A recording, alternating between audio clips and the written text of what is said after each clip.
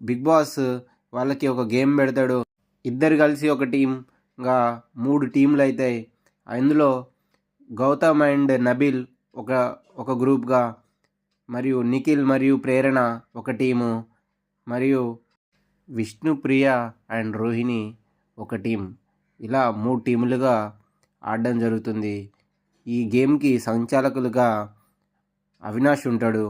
అయితే ఒకరు భుజం మీద ఒకరు చేయి పట్టుకొని కుంటుకుంటూ వాళ్ళు ఇటుకలు అక్కడ ఉంటాయి.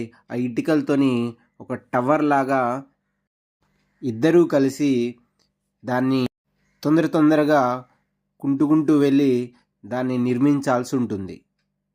దాని తర్వాత ఇద్దరిలో ఒకరు దాన్ని కాపాడుకోవాలి. ఇంకొకరు అక్కడ ఉన్న బాల్ని తీసుకొని వేరే టీం వాళ్ళ టవర్ని ఆ బాల్స్ తోటి దాన్ని ఆ టవర్ని కింద పడేయాల్సి ఉంటుంది. ఇలా ఏ టీం అయితే వాళ్ళ టవర్ పడకుండా చూసుకుంటారో వాళ్ళు విజేతలుగా ఈ గేమ్లో సెకండ్ గేమ్కి అర్హత సాధిస్తారు.